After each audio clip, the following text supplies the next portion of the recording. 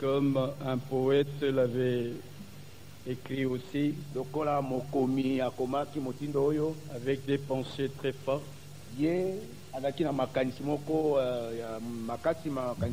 disons que si le Sokolola et toutes les mers d'océan écrire l'amour de Dieu assécherait les océans. Donc si tous les hommes étaient des écrivains et que chaque tige pouvait être comme un stylo, des tiges un peu partout.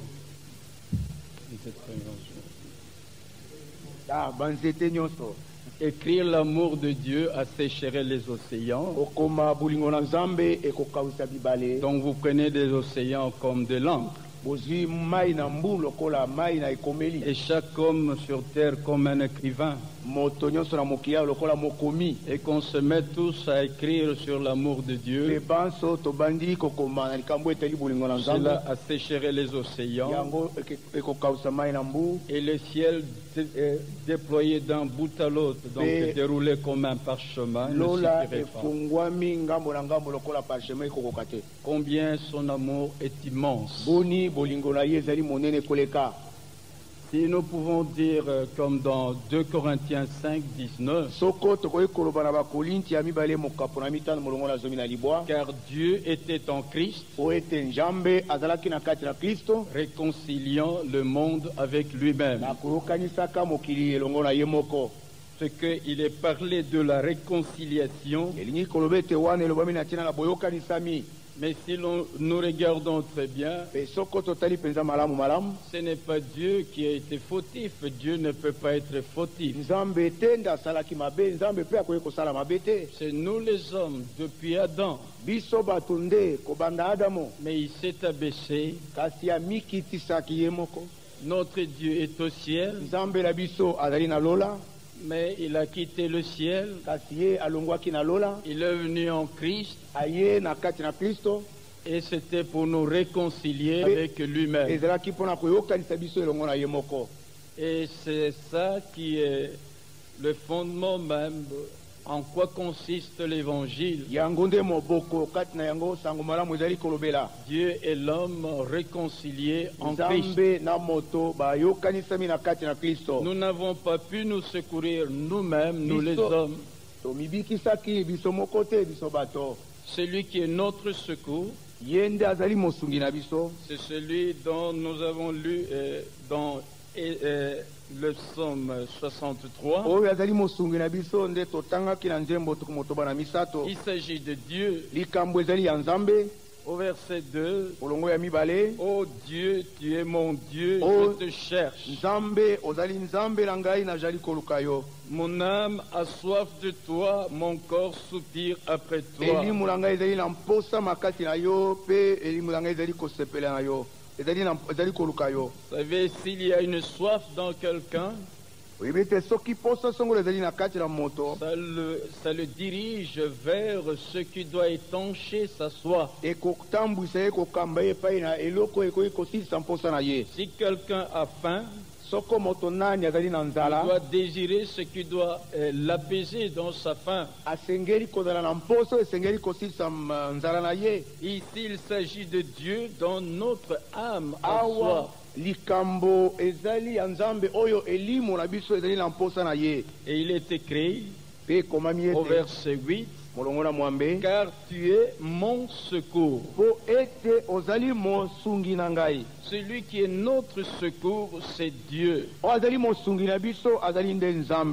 Si nous pouvons chercher Dieu, c'est parce que lui nous a cherché le premier. Car il est écrit dans Romains 3, il n'y a pas de juste point Même pas un seul. Nul n'est intelligent. Nul ne cherche Dieu. Mais c'est Dieu qui nous a cherchés. Et où nous a-t-il trouvés?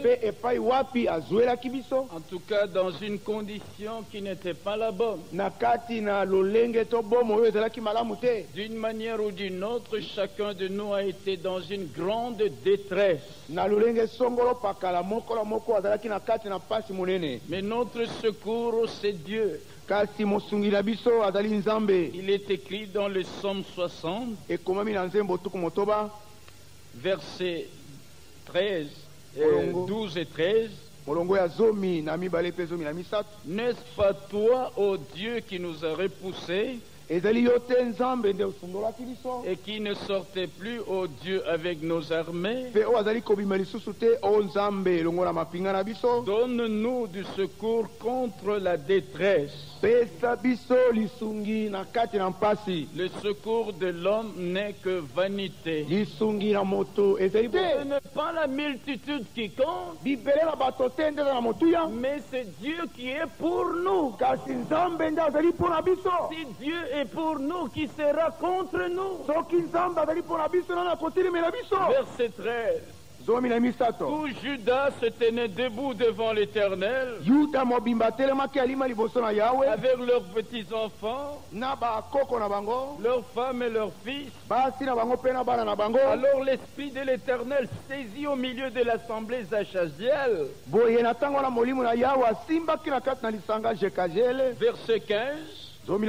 Et Zachaziel dit: soyez attentifs, tout Juda et habitants de Jérusalem, et toi, roi Josaphat, ainsi vous parle l'Éternel. Qui était en train de s'adresser à eux, c'était le Seigneur. Qu'est-ce qu'il a dit? Ne craignez point et ne vous effrayez point devant cette multitude nombreuse,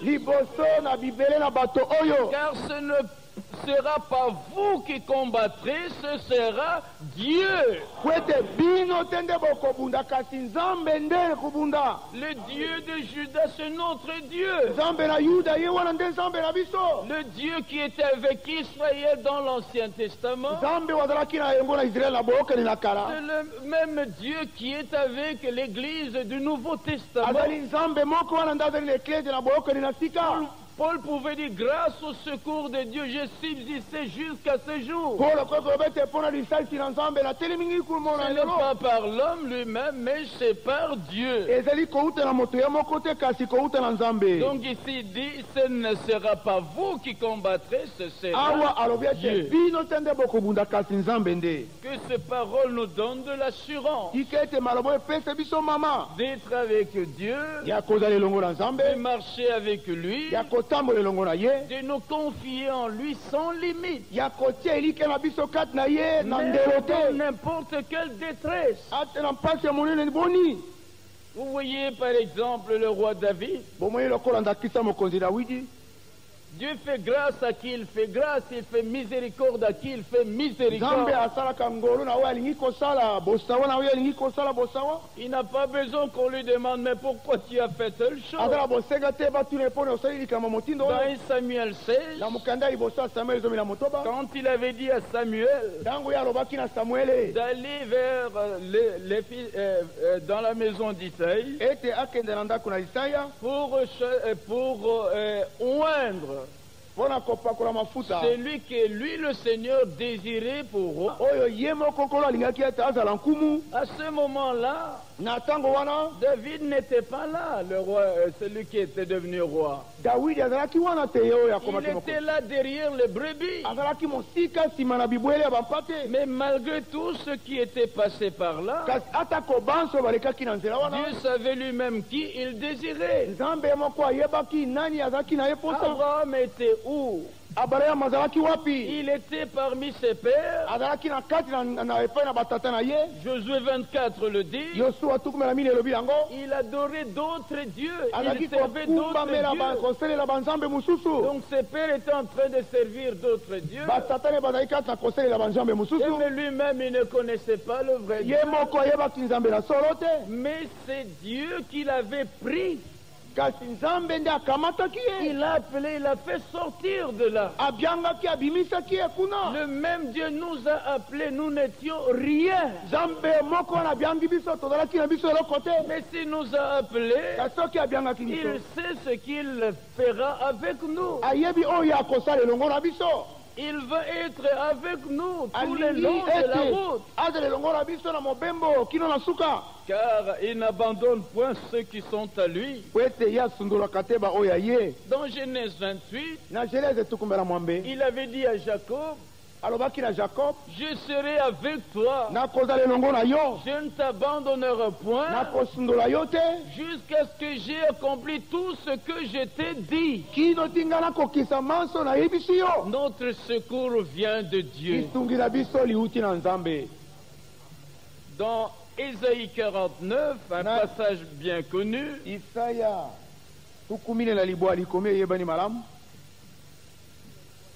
il est écrit au verset 8, ainsi parle l'Éternel, au temps de la grâce je t'exaucerai, et au jour du salut je te secourrai. Quel est ce jour, le jour du salut? 2 Corinthiens 6, versets 1 à 2. Là, nous lisons dans le Nouveau Testament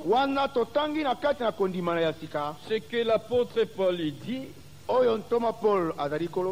Il dit, nous sommes ouvriers avec Dieu. Il commence comme cela, comme ceci. Puisque nous travaillons avec Dieu, c'est maintenant le jour du salut. Ici parle de travailler avec Dieu. Et cela est très important. Parce que c'est Dieu qui doit secourir dans le travail. Dans le Psaume 127 au verset 1, il est écrit, si le Seigneur ne bâtit la maison, ceux qui travaillent en vain. Parce qu'ils ne peuvent rien sans Dieu. C'est Dieu qui est notre secours. Au jour du salut, c'est lui qui nous secourt. Et c'est par la grâce de Dieu que nous sommes ce que nous sommes. Nous sommes à la fin du jour du salut. Et que Dieu nous aide à savoir à connaître le temps dans lequel nous sommes. Et comment réagir en ce temps. Nous devons être secoués, travailler à notre salut avec crainte et tremblement. Si nous prenons Daniel chapitre 9, nous trouvons ce qui est écrit. Daniel chapitre 9, au verset 1er. La première année de Darius, fils d'Assuérus, de la race des Mèdes, lesquels étaient devenus rois du royaume de Chaldéens, la première année de son règne, moi, Daniel, je vis par les livres qui devaient s'écouler 70 ans pour les ruines de Jérusalem, d'après le nombre des années dont l'Éternel avait parlé à Jérémie le prophète.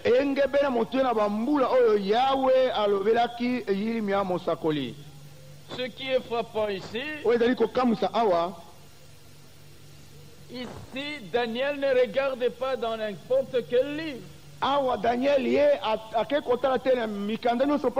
Mais dans les livres qui étaient écrits, quand Dieu avait parlé au prophète Jérémie, il y avait là le nombre des années qui devaient s'écouler. Si l'on regarde dans Jérémie 29, verset 10 à 11, si on regarde dans Jérémie 25, on y trouvera que Juda devait aller en captivité. Mais il y avait un nombre d'années bien déterminé. Les années étaient 70 ans. Mais qu'est-ce que le Seigneur Dieu avait dit?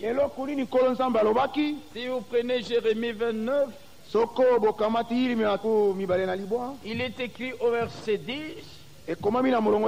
mais voici ce que dit l'Éternel. Dès que 70 ans seront écoulés pour Babylone,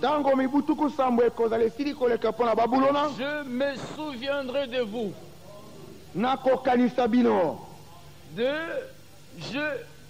Et j'accomplirai à votre égard ma bonne parole, en vous ramenant dans ce lieu. La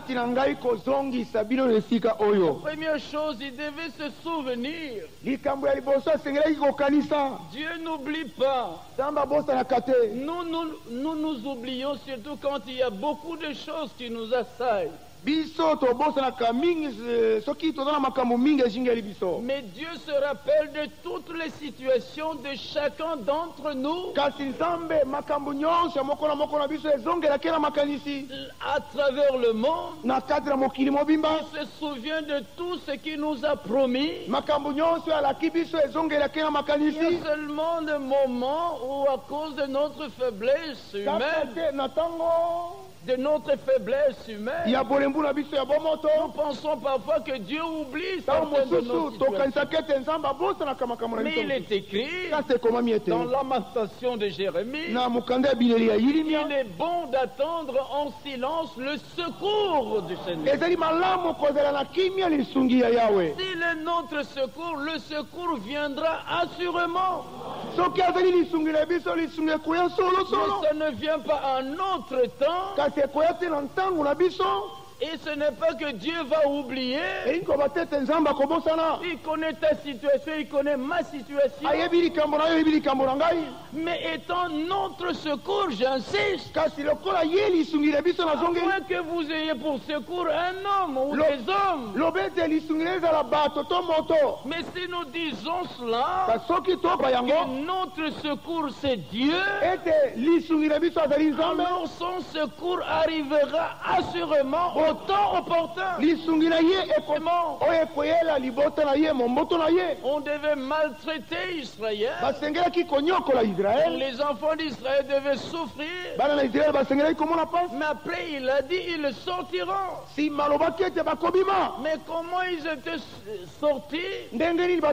Pas par leur propre secours, mais par le secours du Seigneur Dieu. Mais quand cela, c'était au temps marqué quand Dieu s'est souvenu. Il s'est souvenu que le moment était venu, selon sa parole, il devait le faire secourir. Donc Il devait le faire sortir. Et il a envoyé Moïse pour montrer que c'était encore le secours de Dieu. Quand Moïse avait 40 ans, rien n'était arrivé. Il voulait secourir le peuple. Mais c'est lui-même qui a fui. Il avait fui l'Égypte. Le secours de l'homme n'est que vanité. Il fallait attendre le temps de Dieu. Quand le temps de Dieu était arrivé, Moïse n'avait plus 40 ans, mais il en avait 80. Mais à 80, on est faible. Même s'il était celui qui devait être là pour libérer le peuple, mais il était faible. Comment faire tous ces entraînements-là dans l'armée et tout? Il ne pouvait rien. Mais ce n'est ni par la force, ni par la puissance, mais c'est par l'Esprit de Dieu. C'est à ce moment-là que Dieu avait trouvé bon d'envoyer Moïse. La vieillesse de Moïse n'avait pas empêché Dieu de secourir Israël. Rien ne peut empêcher le Seigneur Dieu de sauver même par celui qui est devenu faible. Vous voyez comment Dieu fait? Il nous met parfois dans des situations impossibles. Mais l'impossibilité à nos yeux n'empêche pas Dieu d'agir. Il est écrit, l'Égypte cherchait la sagesse, des miracles, les Grecs cherchent la sagesse, mais nous prêchons Jésus-Christ crucifié. Scandale pour les Juifs, folie pour les païens, mais puissance et sagesse de Dieu pour nous qui sommes sauvés. 1 Corinthiens 1 dit, le monde avec sa sagesse n'a pas connu Dieu. Dans la sagesse de Dieu, il a plu à Dieu. C'est son plaisir. Il a plu à Dieu de sauver le croyant par la folie de la prédication. Alors il y en a qui ont pensé non, pour que les gens soient sauvés, faisons de beaux programmes, on va arranger les choses de manière à attirer les gens. Oh, mais ce n'est pas ça. Il s'agit de ce qui a plu à Dieu. Quand Dieu veut secourir, il secourt de la manière qui lui plaît. Pour nous secourir, nous sauver au jour du salut, il lui a plu la folie de la prédication. Alors vous voyez en Égypte, bien qu'il ait envoyé Moïse, mais Moïse était devenu faible. Il était déjà vieux. Mais Dieu lui a dit, je serai avec toi. L'essentiel est que Dieu soit avec nous. Si Dieu est pour nous, qui sera contre nous? Il l'a envoyé, il est parti. Malgré des miracles faits sur son ordre, il n'y avait pas encore de délivrance. Parce qu'il faut attendre. Il a son temps et la manière qui lui plaît. C'était quand il leur a dit, un agneau sans défaut pour chaque maison doit être immolé. C'est à ce moment-là qu'il y a eu la délivrance. L'agneau sans défaut pour nous, c'est Jésus-Christ. À la croix de Golgotha, il a dit tout est accompli. C'est le moyen pourvu par Dieu pour nous secourir. Et si nous revenons à Judas dans la captivité, Dieu devait se souvenir. Il se souvient toujours de toutes ses paroles. Comme il l'a dit, il faudrait 70 années. Il devait se souvenir de sa bonne parole. Il devait se souvenir des enfants de Judas. Et alors il devait accomplir à leur égard sa bonne parole. En faisant quoi? En les ramenant dans les lieux d'où ils étaient partis. Et Daniel était un de Judas. Il était là dans la captivité. Parce que le moment approchait où Dieu devait accomplir sa parole.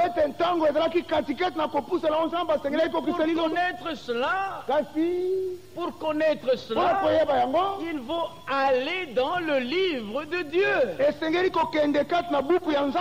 que Dieu fait écrire des choses pour que aussi nous puissions nous souvenir de ce qu'il a dans son plan, dans son programme. Dans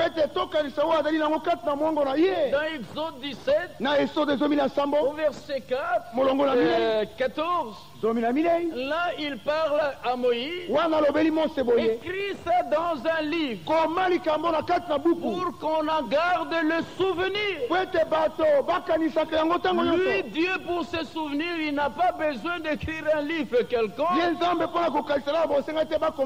Mais pour nous les hommes, c'est important que nous consultions toujours. On a des aides de mémoire. S'il n'y en a pas, on oublie beaucoup de choses.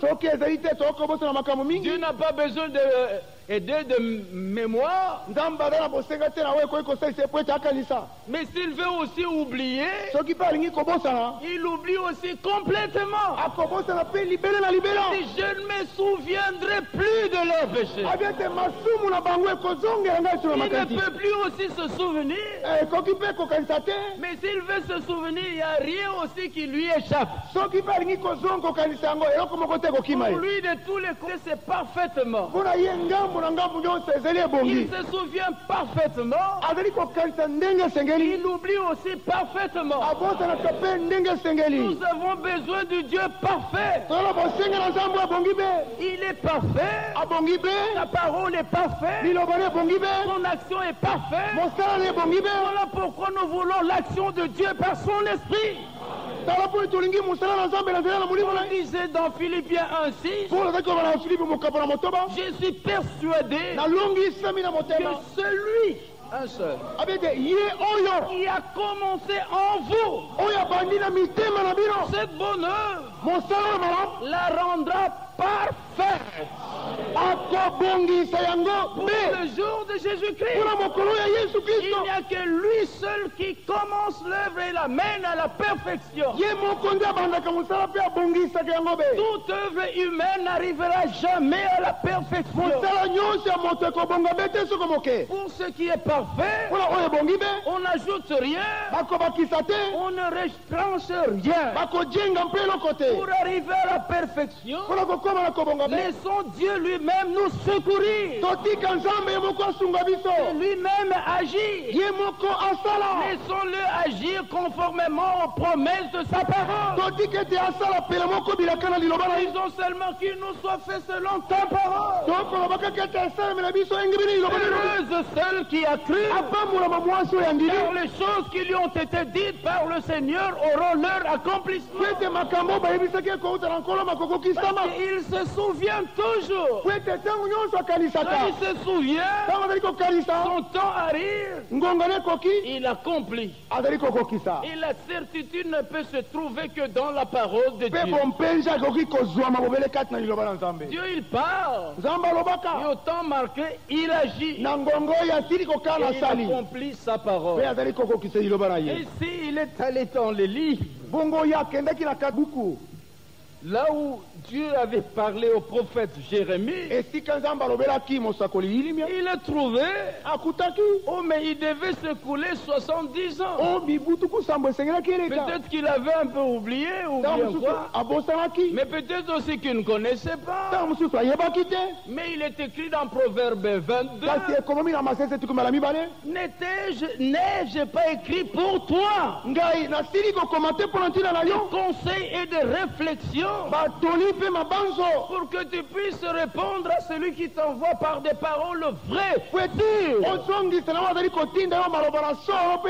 la certitude, la vérité ne se trouve que dans la parole de Dieu. Toute écriture est inspirée de Dieu. Il faut toujours le retour aux saintes écritures. C'est là où il y a des paroles vraies. Et il est écrit dans 2 Pierre 1,19, et nous tenons pour d'autant plus certaine la parole prophétique comme à une lampe qui brille dans un lieu obscur. Le peuple le mieux informé que la radio et la télévision et les journaux, c'est le peuple de Dieu. Cette Bible, nous avons des informations exactes. Par la grâce de Dieu, celui qui connaît la Bible connaît l'avenir. Il connaît ce qui avait débuté avec le monde dans le passé. Il est informé où le monde est arrivé. Il sait à l'avance où le monde ira. Par la grâce de Dieu, celui qui reçoit des informations de cette Bible, il sait comment Israël avait commencé. Il sait selon Isaïe 40 que la destinée d'Israël n'est pas cachée devant la face de Dieu. Oh Jacob, la destinée n'est pas cachée devant ma face. Il sait que maintenant Israël souffre. Son présent n'est pas heureux, si nous pouvons dire. Son présent n'est pas très réjouissant. Mais par la Bible, nous savons que leur avenir sera glorieux. Par le secours de Dieu, celui qui connaît la Bible, il sait où l'Église avait commencé. Et où elle se trouve maintenant. Et il y a des douleurs de l'enfantement. Le présent de l'église ne semble pas très réjouissant. Mais Éphésiens 5 nous dit il fera paraître devant lui cette église sainte, glorieuse, sans tâche, ni rien de semblable. Attends l'accusateur de faire peut accuser. Mais si Dieu est pour nous, qui sera contre nous? Qui accusera les élus de Dieu? C'est Dieu qui justifie. Donc il perd son temps. Nous comprenons la chose. Et nous savons selon 2 Thessaloniciens 2, 13 à 14 que Dieu nous a choisis dès le commencement pour le salut. Mais pourquoi? Afin que nous possédions la gloire de notre Seigneur Jésus-Christ. Donc nous savons que notre avenir, notre futur est glorieux. Nous mettons notre confiance dans le Dieu vivant. Il connaît les projets qu'il a formés sur nous. nous. Projet de paix. Non de malheur. Pour nous donner quoi? De l'avenir et de l'espérance. Croyons Dieu dans sa parole. Il a fait écrire des conseils et des réflexions, des paroles vraies, et rien ne peut empêcher Dieu de les accomplir. Nul n'est plus grand que lui. Il est dans sa main, favorable. Mais c'est terminé.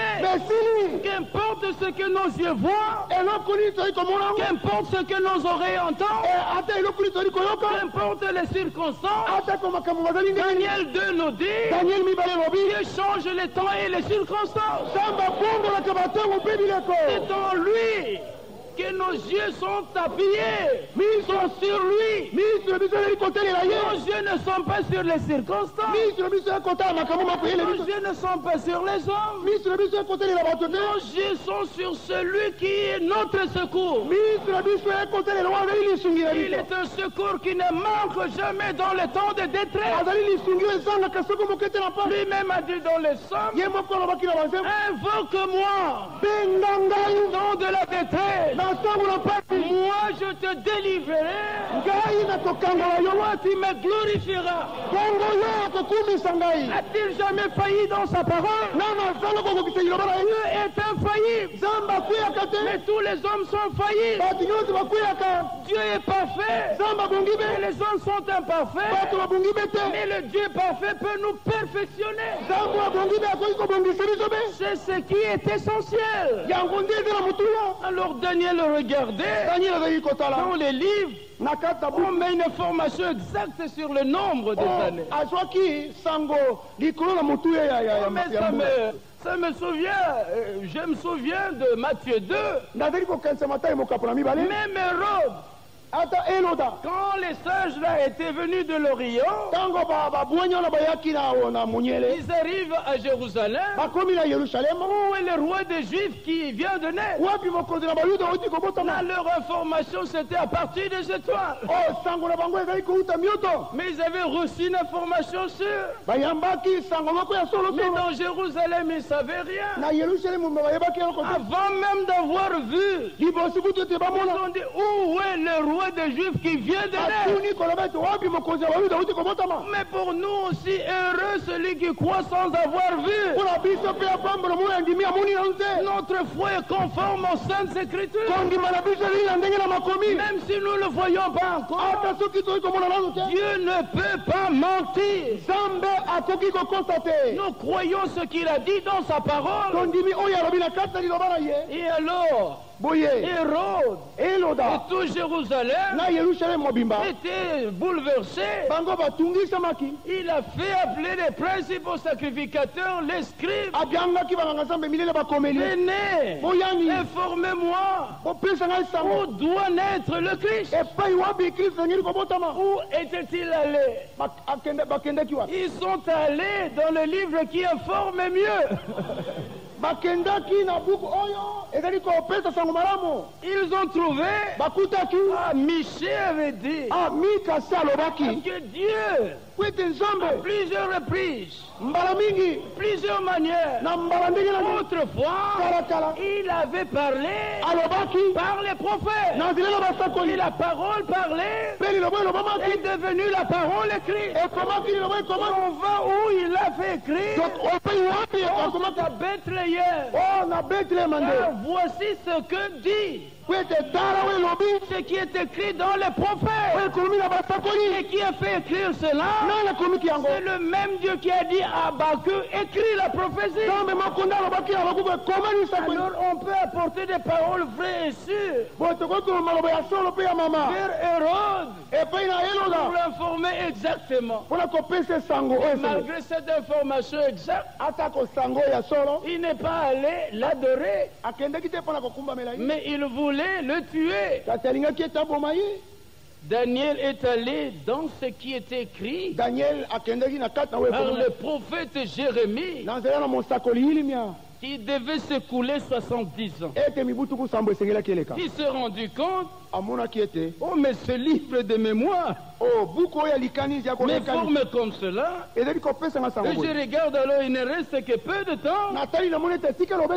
Dieu va accomplir sa bonne parole pour nous ramener dans le lieu où il nous avait fait partie. Et croyons cela, son attitude, la réaction, c'est qu'il est allé à Dieu, il confessa ce péché, il pria en faveur de Dieu, de la ville sainte, il pria en faveur du peuple de Dieu. Mais nous aussi, qu'est-ce que nous pouvons dire? Si nous regardons bien dans cette Bible, nous sommes informés que nous sommes à la fin du temps de la fin. Quelque chose doit se passer. Il doit y avoir le retour de Christ. L'enlèvement prendra lieu et prendra place. Alors quelle est notre réaction? Que cela puisse nous aider à saisir. À moins qu'on ne soit pas bien aimé. Mais il est écrit dans Daniel 9, pendant que Daniel sur la terre, il était en train de prier. Là au ciel, la parole était sortie. Il ne s'agissait pas d'aller chercher ça au ciel. Mais l'ange a été envoyé.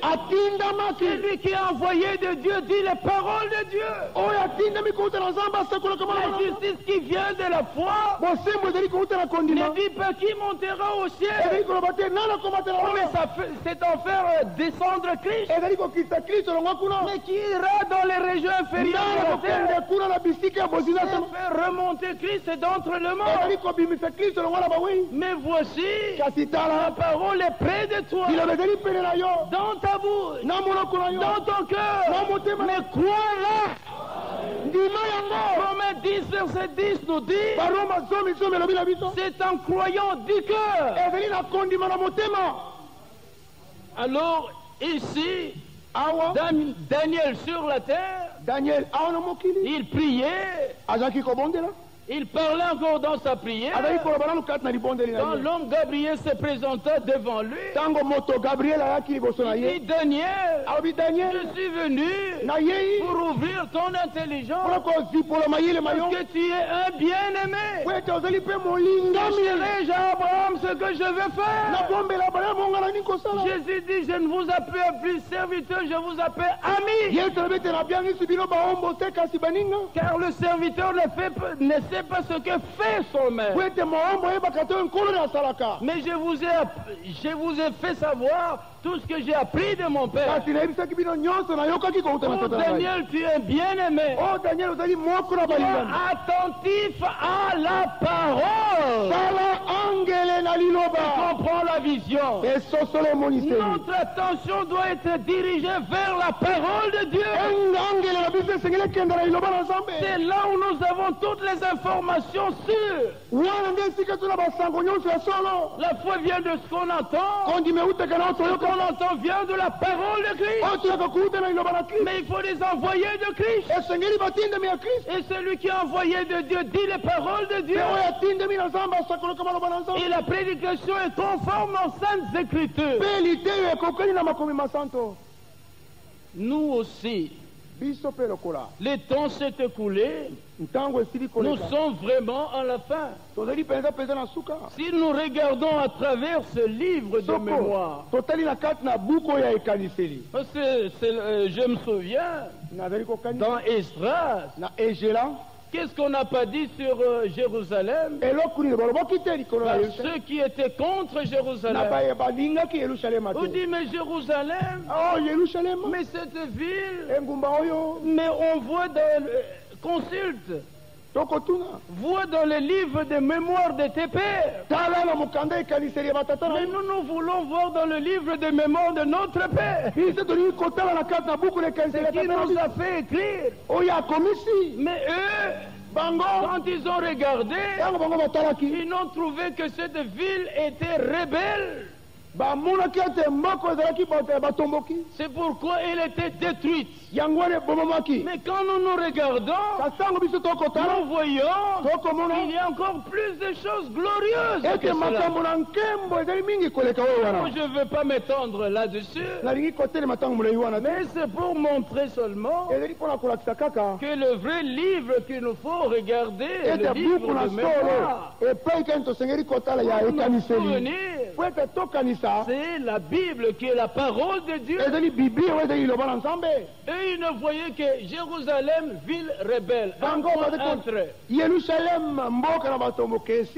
Oh, mais c'est comme un homme qui lit le journal aujourd'hui sur un sujet, il ne lit pas le lendemain l'autre journal. Je veux dire ceci en rentrant au Saintes Écritures.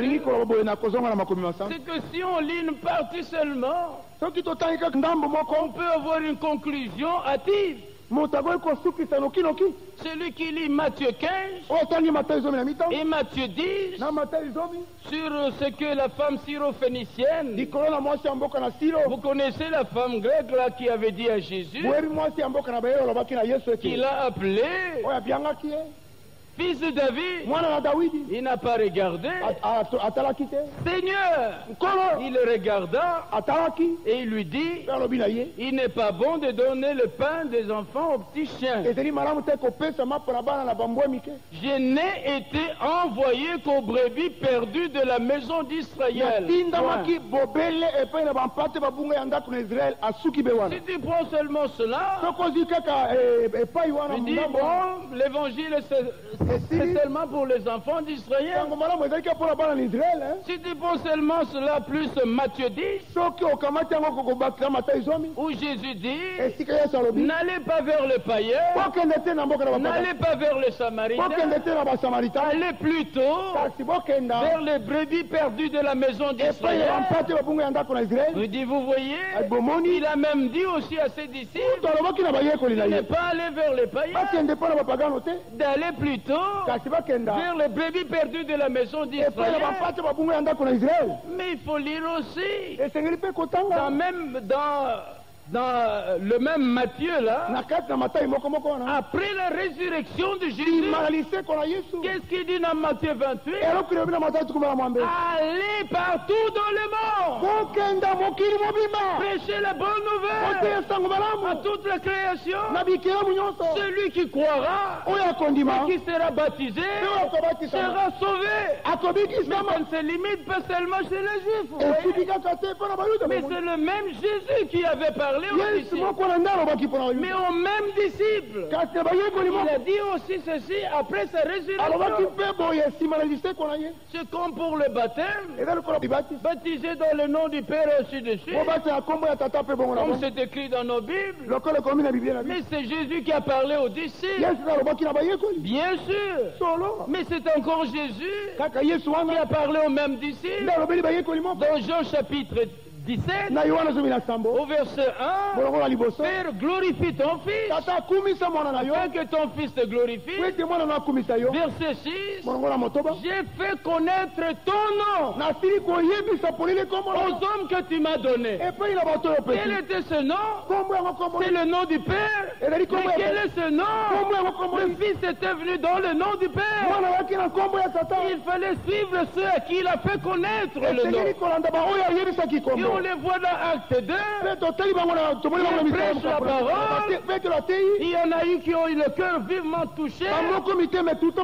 Et dire à Pierre qui avait connu le nom. Et aux autres apôtres qui avaient connu le nom. Que ferons-nous? Il ne faut pas poser la question à n'importe qui. Pierre répondit, répentez-vous et que chacun de vous soit baptisé. Il a cité le nom dans le nom de Jésus-Christ. Celui par qui et pour qui sont toutes les choses. Il voulait amener à la gloire beaucoup de fils. Il fut passé par les souffrances. Le prince de leur salut, celui qui sanctifie. Et ceux qui sont sanctifiés sont tous sortis d'un seul. C'est pourquoi il n'a pas honte de les appeler frères. Et il a dit, j'annoncerai ton nom à mes frères. Il est le premier-né d'entre plusieurs frères. Et il a fait connaître le nom du Père à ses frères. Et il est écrit, Romains 8, 28, toutes choses, ça va être encore pour le bien de ceux qui aiment Dieu, de ceux qui sont appelés selon son dessein. Ceux qu'il a connus d'avant, il les a aussi prédestinés à être semblables à l'image de son fils, afin que son fils fût le premier-né d'entre plusieurs frères. Et ces plusieurs frères doivent connaître son nom. Alléluia. Amen. Et pour aller à la fin, nous sommes au temps de la fin. Fin du temps de la fin. Et nous savons, prenons 2 Samuel 20. 2 Samuel chapitre 20. Là, il est écrit ceci. Versets 18 à 19.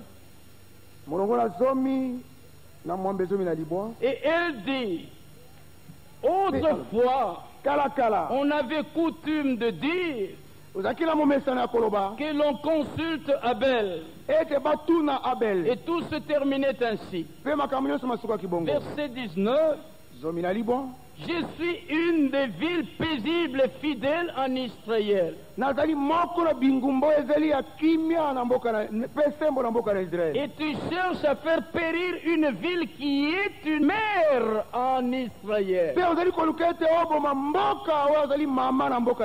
Une ville peut être une mère. Et là alors des enfants. Luc chapitre 19. Là, nous trouvons ce que Jésus dit sur Jérusalem. Luc chapitre 19, verset 41. Comme il approchait de la ville, Jésus, en la voyant, pleura sur elle et dit, si toi aussi, au moins en ce jour qui t'est donné, tu connaissais les choses qui appartiennent à ta paix. Et maintenant elles sont cachées à tes yeux. Il viendra sur toi des jours où tes ennemis t'environneront de tranchées, t'enfermeront et te serreront de toutes parts. Ils te détruiront, toi et tes enfants. De quelle ville parlait-il? De Jérusalem. Elle était aussi une mère. Elle avait des enfants. Ils te détruiront, toi et tes enfants, au milieu de toi. Ils ne laisseront pas en toi pierre sur pierre. Parce que tu n'as pas connu le temps où tu as été visité. Matthieu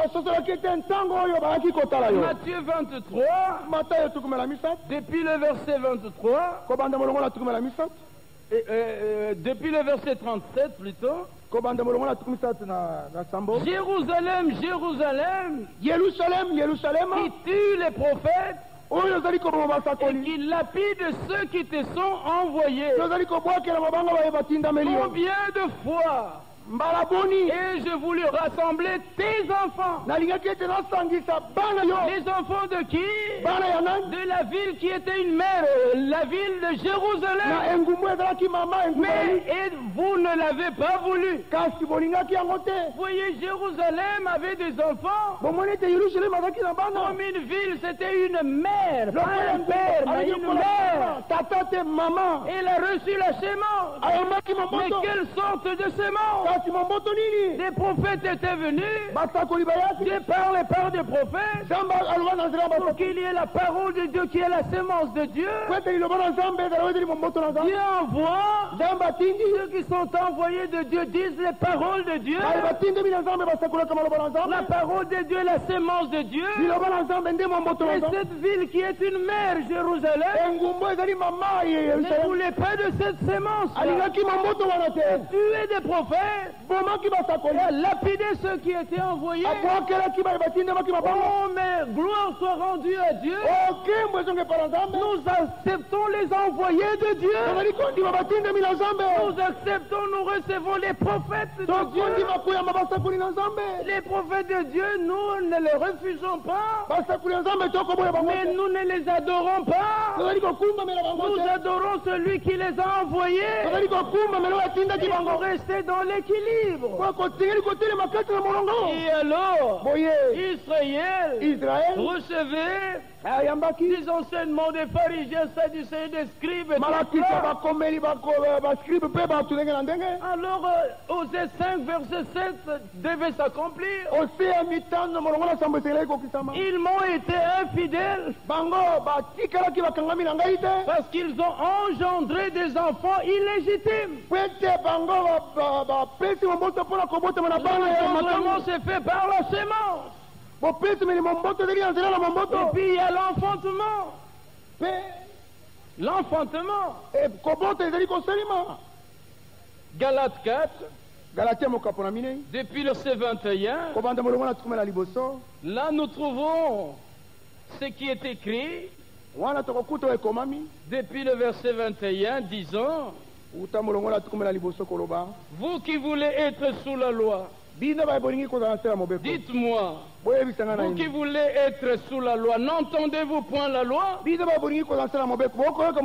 Car il est écrit qu'Abraham eut deux fils, un de la femme esclave et un de la femme libre.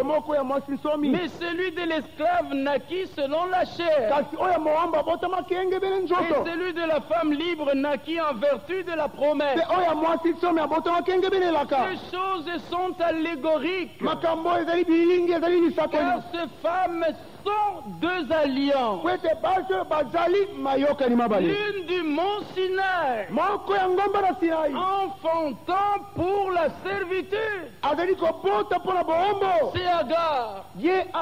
Avant qu'une femme enfante, il faut qu'il y ait un engendrement. Tu es mon fils, je t'ai engendré aujourd'hui. Et puis il y a eu l'enfantement du Fils de Dieu. Ici, Agar, comme une femme, est aussi appelée comme est comparée à un mont. Et à une montagne, le mont Sinaï. Et au mont Sinaï, qui avait parlé? C'est Dieu qui avait parlé. Mais plus tard, qu'est-ce qu'on a fait de cela? Oh, tout un tas de substituts ou quoi? Verset 25. Car Agar, c'est le mont Sinaï en Arabie. Et elle correspond à la Jérusalem actuelle, qui est dans la servitude avec ses enfants. Jérusalem, une ville, est une mère, mais dans la servitude avec ses enfants. Ésaïe 40. Consolez, consolez mon peuple. Parlez au cœur de Jérusalem. Criez-lui. Et sa servitude est finie. Il a reçu de la main du Seigneur au double de ses péchés. Dans Jean 8, dans des versets 30, Jésus dit aux Juifs, si vous demeurez dans ma parole, vous serez vraiment mes disciples, vous connaîtrez la vérité, et la vérité vous affranchira, vous rendra libre. Ils ont dit, nous n'avons jamais été esclaves de personne. Il leur dit, celui qui se livre au péché est esclave du péché. Ici nous voyons Jérusalem actuelle, dans la servitude, avec ses enfants. Les Galates 4, 26 dit, mais il y a une autre ville qui doit aussi être une mère. Mais la Jérusalem d'en haut est libre. C'est notre mère.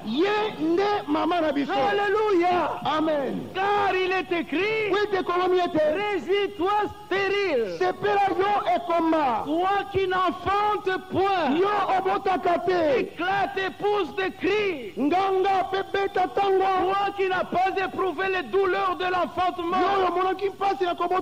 car les enfants de la délaissée seront plus nombreux que les enfants de celles qui étaient mariées. Nous ne sommes pas dans un temps où nous devons remuer de grandes foules. Nous n'avons pas la sémence dénominationnelle. Il faut beaucoup de membres et beaucoup de membres. Le problème, c'est Dieu. S'il veut beaucoup, c'est son affaire. Et il est écrit, les enfants de la délaissée seront plus nombreux. Nous n'avons pas la sémence pentecôtiste. Oh, mais s'il y a ceci, oh, de boules de feu. Oh, mais nous voyons une lumière. La lumière, Jésus-Christ est la lumière. Nous voyons la lumière de la parole. La parole est une lampe à mes pieds et une lumière sur mon sentier. Au commencement était à la parole. La parole. À la fin, ça doit être la parole. Il y a la sémence de la parole qui est semée. Je ne sais pas si nous saisissons. Il ne s'agit pas de remuer de grandes foules, mais il s'agit de faire parvenir à la parole au groupe des élus. C'est pourquoi il y a ceux qui sont établis pour la foi des élus. C'est dont il s'agit au temps de la fin. Tous les élus sont des appelés, mais tous les appelés ne sont pas des élus. Ici, il est dit, Jérusalem d'en haut est libre. Et notre mère. Donc Paul aussi est inclus là-dedans.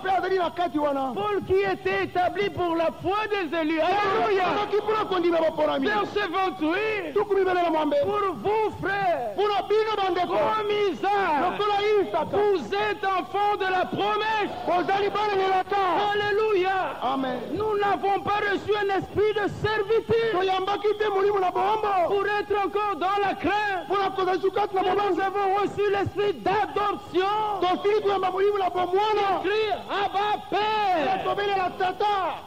Et il est écrit dans 13. Et vous aussi, après avoir entendu la parole de la vérité, l'évangile de votre salut, en lui vous avez cru et vous avez été scellés du Saint-Esprit qui avait été promis. Il ne s'agit pas seulement de l'onction de l'Esprit. Aujourd'hui on parle beaucoup de l'onction de l'Esprit. Dieu mais Dieu aussi seul. Saül était il avait prophétisé, mais il a tenté à la vie de David. David aussi était roi. C'est lui qui avait la parole de la promesse pour devenir roi. Il faudrait que la parole promise trouve de la place en nous. Elle peut être dans cette Bible comme toute autre semence naturelle dans un grenier. Mais il faut qu'elle soit semée en terre. Et alors il y aura quelque chose qui se passe. La pluie naturelle ne changera pas le haricot en arachide.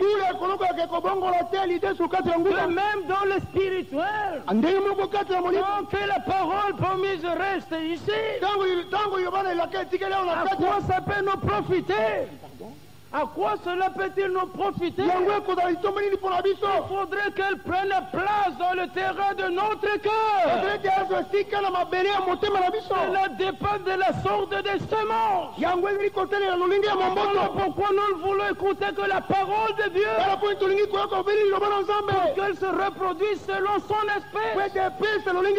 Pour vous, frères, pour misère, vous êtes enfants de la promesse. Et de même qu'alors, celui qui était né selon la chair persécutait celui qui était né selon l'esprit. Ainsi en est-il encore maintenant. Les enfants de la promesse, les élus ne persécutent pas, mais eux ils sont persécutés. Il faut s'examiner. Et c'est vous qui persécutez ou c'est vous qu'on persécute? Est-ce que c'est toi qu'on maltraite ou c'est toi qui maltraites? De même qu'alors, celui qui était né selon la chair persécutait celui qui était né selon l'esprit. Ainsi en est-il encore maintenant. Il y a une autre femme qui est aussi une mère. C'est dans Apocalypse 17.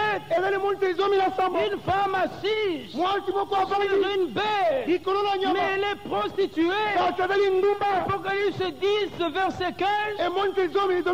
La femme que tu as vue, c'est la grande ville. Il y a la royauté sur le roi de la terre. Une femme peut être, une ville peut être une mère.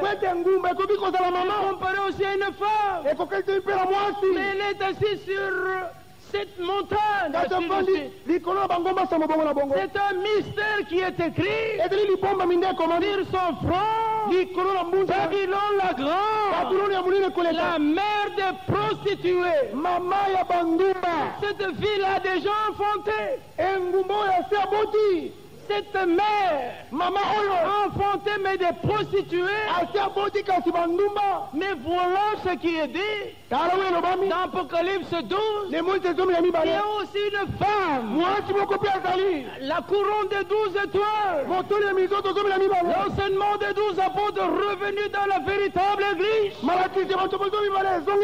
cette femme n'a pas encore enfanté. Elle est dans les douleurs de l'enfantement. Les cris de douleur, ayant reçu la véritable sémence de la parole de Dieu. Elle est différente de la femme d'Ésaïe 26. Elle a aussi ce tort des cris de douleur. Oh, nous avons crié. Nous avons éprouvé de douleur. Oh, quelque chose est en train de venir. Faisons quelque chose. Priez de prière. Faisons ceci et cela. Des programmes attrayants. Prions Dieu. Mais quand nous enfantons, ce n'est que du vent. Le pays n'est pas sauvé. Ses habitants ne sont pas nés. Pour qu'ils naissent, il faut la véritable sémence. La femme d'Apocalypse 12, elle va donner naissance à l'enfant. Il sera enlevé vers Dieu et vers son trône. Voilà ce que nous attendons par le secours de Dieu. Aussi fait que cela est écrit dans la parole. Nous faisons bien d'y prêter attention. Et nous tenons pour d'autant plus certaines. Bientôt elle arrivera à son accomplissement. Et le gloire ce sera. Et le félicité. Que Dieu soit loué. Alléluia. Amen. Nous pouvons nous lever et prier. Oh, que son amour est immense. Alléluia. Amen.